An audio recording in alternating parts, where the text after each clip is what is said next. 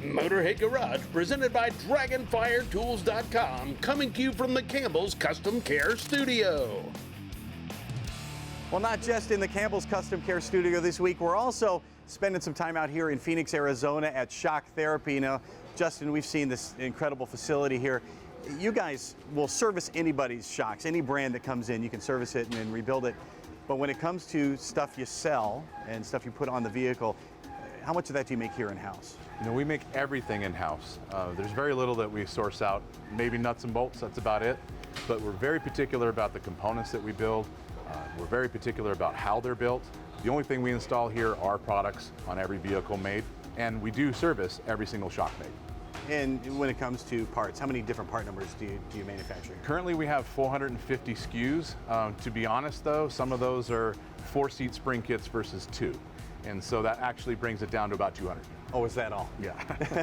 How important is it for you to make everything here, to make sure it's what you need? You know, making everything is paramount because we originally started with other companies building things for us and we really couldn't control the quality. And so we brought all the manufacturing in-house. We do all of the CNC work here. We do all the welding and fabrication and design work here in-house. It starts sometimes with a sketch on a notepad, and then from there goes into CAD drawings, engineered drawings, and then to CNC programming language, and then prototype components.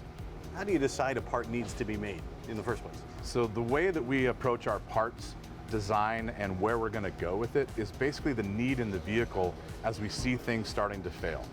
As we make the vehicles ride better, sometimes people drive a lot faster, definitely a lot safer, but when you do that, you'll find the next weakest link in a UTV. So for instance, if we do a spring kit, internals, and you're able to go 50 miles an hour through the whoops instead of 40, you might find that the tie rods are now the weakest spot. We'll go ahead and make that. And once the tie rods are fixed, you might find the next weakest link could be a radius rod. We then go down the next part and the next part on the list until we get to the end and you've got a UTV that'll put up with the abuse. Someone that may be new to the UTV world, out there banging around on the trails, like, oh, what's a couple thousand? So why is it going to make a difference that you guys pay so much attention to the tolerance and to the materials you guys use? You know, high quality materials, the best heat treat, the best coatings, all add up to longevity. And longevity and components are very important to us as well. You can buy aftermarket parts that may only last for 1,000 miles and now it's worn out and you got to buy another one. What we try to do is design parts that are a lifetime component for the UTV. So you buy it once and you can forget it. You're going to be worrying about something else on the vehicle, not our parts. But that is not a good business model if people only buy from you one time. So how do you make that work? You know, you're right. Maybe we should have failure points, but some people do. They do, and we see it, but not with us. We really want to make sure that we build the best thing. We want to also make sure that no one else can improve on our part. It's designed in such a way that nobody can make it better than we did. Quality is tantamount to shock therapy.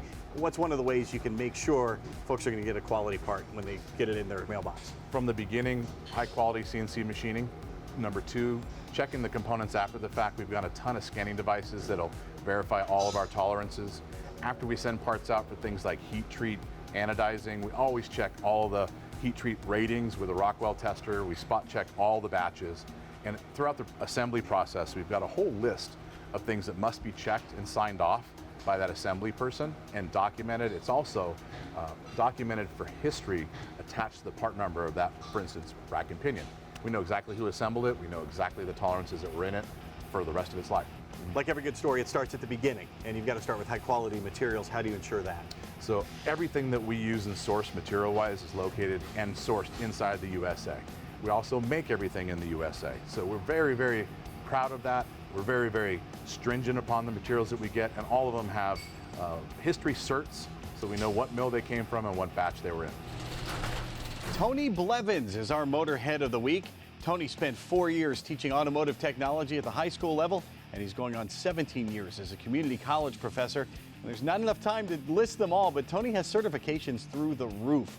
Now, let's just say if it runs on gas or diesel, he can work on it. And when he's not teaching folks how to work on cars, he's working on cars in his spare time, of course. He says he's done around 350 restorations, mostly for friends and family. And he's done a few for himself, too. A 70 Chevelle LS6 with a factory 4-speed, a custom 74 Corvette, and his favorite, an 83 International Scout 80. He paid $350 for it, and after restoration, last year he sold it for $45,000. Hey, hop on over to MotorheadGarage.tv and tell us why you or someone you know should be Motorhead of the Week. We'll tell your story to the world. And keep it right here because Motorhead Garage, presented by DragonfireTools.com, continues after this with more from Shock Therapy and a great tech tip just around the corner.